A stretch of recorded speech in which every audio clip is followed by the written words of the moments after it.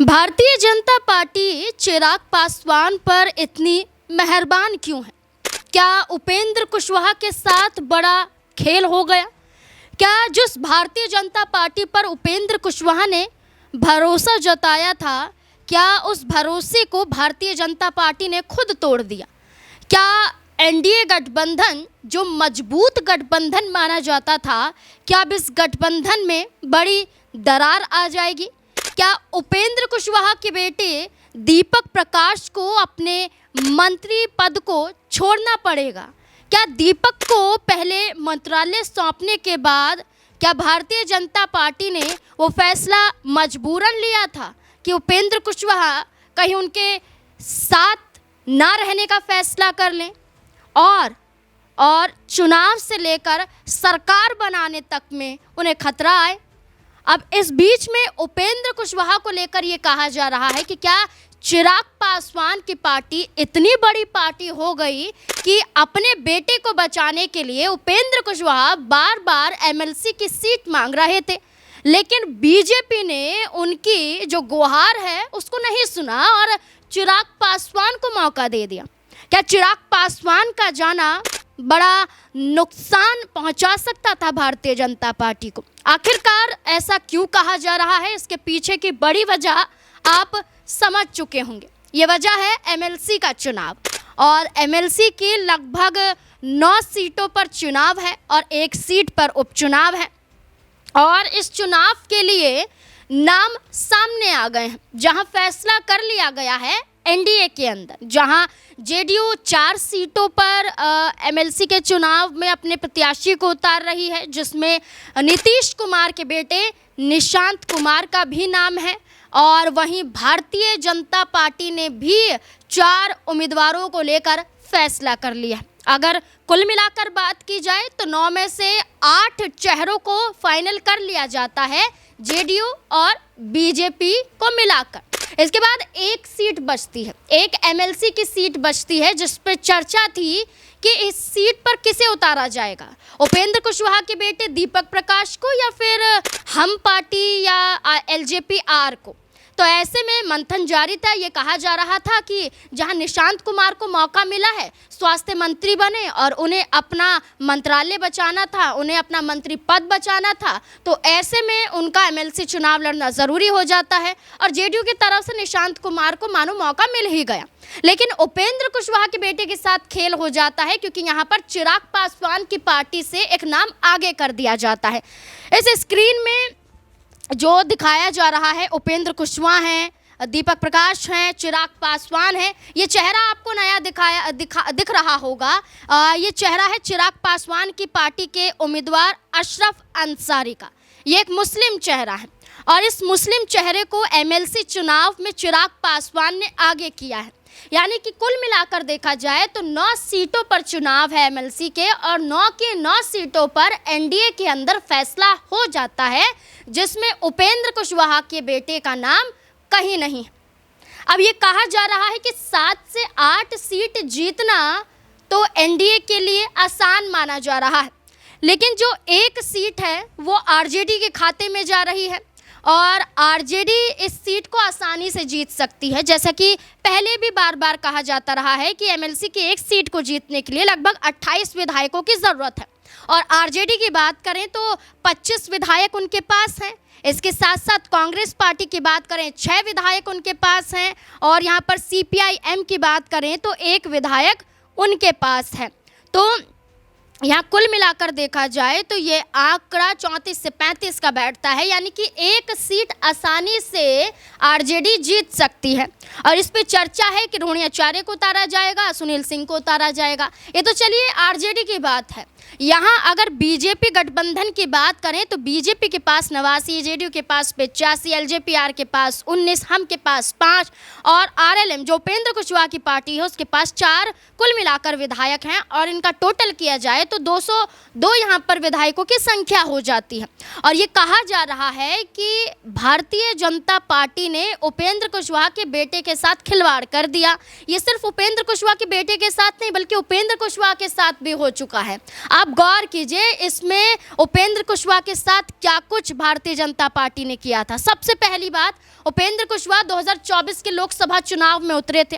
Karakat seat थी और इस सीट पर वो उम्मीदवार थे अपनी पार्टी के तहत, और बीजेपी ने इसमें कोई रुकावट पैदा नहीं की। लेकिन यहाँ पर एक खेल खेला गया। ये खेल था कि पवन सिंह निर्दलीय काराकाट से चुनावी मैदान में उतर गए थे। माना जा रहा है कि पवन सिंह अगर निर्दलीय चुनाव में ना उतरते तो उपेंद्र कुशवाहा काराकाट से लोकसभा का चुनाव आसानी से जीत जाते, लेकिन ऐसा नहीं हुआ। उपेंद्र कुशवाहा के विरुद्ध पवन सिंह, जो पहले बीजेपी का हिस्सा थे, निर्दलीय काराकाट से उतर जाते हैं और नुकसान उपेंद्र कुशवाहा को झेलना पड़ता है। आरजेडी के गठबंधन के उम्मीदवार यहाँ पर जीत जाते हैं। इसके बाद राज्यसभा उपेंद्र कुशवाहा को भेज दिया जाता है ताकि उनका वोट यहाँ पर कट सके। इस बीच में मुख्यमंत्री के तौर पर सम्राट चौधरी की एंट्री हो जाती है और वो उसी कैटेगरी से आते हैं, और ये माना जा रहा है कि कुशवाहा समाज का जो वोट बैंक है वो सम्राट चौधरी की तरफ पहुंच जाता है।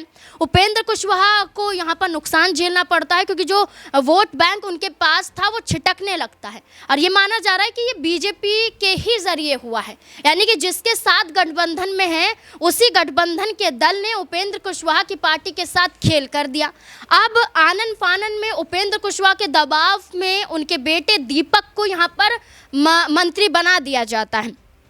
पहले मंत्री बनाया जाता है नीतीश कुमार के कार्यकाल में, और इसके बाद फिर मंत्री बनाया जाता है सम्राट चौधरी के कार्यकाल में, और पंचायती राज मंत्री दीपक प्रकाश हैं। और ये कहा जा रहा है कि दीपक प्रकाश को अगर अपना मंत्री पद बचाना है तो कुल मिलाकर 6 महीने के भीतर में उन्हें कोई चुनाव तो जीतना है।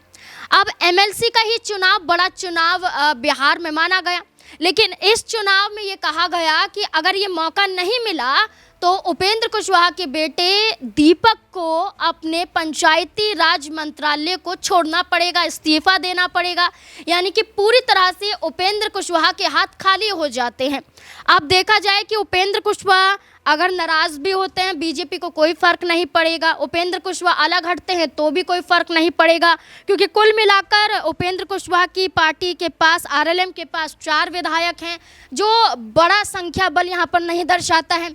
इस बीच में आप ये देखिए कि एक सीट पर उपचुनाव भी है। अब 9 सीट पर अगर फाइनल फैसला हो जाता है तो एक सीट के उपचुनाव पर देखना होगा कि उपेंद्र कुशवाहा के बेटे को मौका मिलता है या ये उपचुनाव भी यहाँ से उनके हाथों से चला जाता है। अगर ऐसा होता है तो दीपक प्रकाश को अपना पद छोड़ना पड़ेगा। अब वापस आते हैं चिराग पासवान पर। चिराग पासवान की बात करें तो लोकसभा चुनाव में चिराग पासवान पर मेहरबान भारतीय जनता पार्टी ऐसे हुई कि पशुपति पारस को गठबंधन तोड़ना पड़ा, अपना केंद्रीय पद छोड़ना पड़ा, साथ ही साथ पशुपति पारस को अलग से चुनाव लड़ना पड़ा। चिराग पासवान पर इतनी मेहरबान होती है भारतीय जनता पार्टी, और जो लोकसभा चुनाव में चिराग पासवान को देखा जाता है उनकी मजबूती बढ़ जाती है। फिर विधानसभा चुनाव में वो दबाव बनाते हैं कि हमें तो इतनी सीटें चाहिए, अगर नहीं मिलती हैं तो हम अपनी पार्टी के तहत अलग भी चुनाव लड़ सकते हैं। तो भारतीय जनता पार्टी ने एक नया मौका दिया। चिराग पासवान की पार्टी यहाँ पर 19 सीटों को जीत जाती है, 19 विधायक होते हैं। ये कद बिहार में चिराग पासवान का बढ़ रहा है, और उत्तर प्रदेश में भी चिराग पासवान की पार्टी चुनाव लड़ने के लिए तैयार है। वहाँ भी ऐलान कर दिया गया है कि पूरी सीटों पर, सभी की सभी सीटों पर चिराग पासवान की पार्टी अकेले चुनाव लड़ेगी। तो ये डर बीजेपी को है कि कहीं चिराग पासवान उनका खेल ना बिगाड़ दे।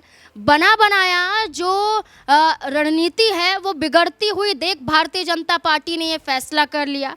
अब अशरफ अंसारी उम्मीदवार हैं, जेडीयू कोटे से 4, बीजेपी कोटे से 4, एलजेपीआर कोटे से 1, कुल मिलाकर 9। अब एक सीट के उपचुनाव पर नजरें टिकी हैं कि क्या होगा, क्या बीजेपी गठबंधन में दीपक प्रकाश पर फैसला लिया जाएगा या फिर नहीं। नीतीश कुमार को त्यागना पड़ा अपना पद अपने बेटे की खातिर। सम्राट चौधरी को वो पद मिल जाता है मुख्यमंत्री का, बेटा जेडीयू में शामिल होता है और स्वास्थ्य मंत्री बन जाता है, और एमएलसी के चुनाव में उनका नाम आगे है ही, और ये कहा जा रहा है कि आसानी से निशान अनंत कुमार चुनाव जीत जाएंगे। यानी कि नीतीश कुमार के एक त्याग से एक बड़ा मौका बेटे को मिल गया, लेकिन उपेंद्र कुशवाहा के त्याग से उनके बेटे को मौका नहीं मिल रहा है। अब देखना होगा कि आने वाले दिनों में क्या कोई बड़ा फैसला होगा या उपेंद्र कुशवाहा बीजेपी से इस कदर नाराज हो जाएंगे कि गठबंधन तोड़ने पर मजबूर दिखाई दे सकते हैं। क्या लगता है आपको, क्या ऐसी स्थिति बन सकती है?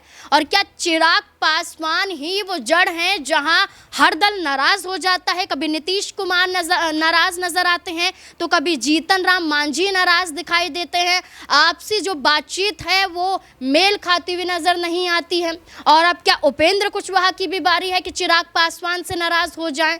तब क्या होगा जब तमाम दल चिराग पासवान से कटने लगेंगे? भारतीय जनता पार्टी कैसे तमाम दलों को एक साथ लेकर आएगी? आपको क्या लगता है? इस पूरे मुद्दे को लेकर अपनी राय कमेंट सेक्शन में जरूर दें।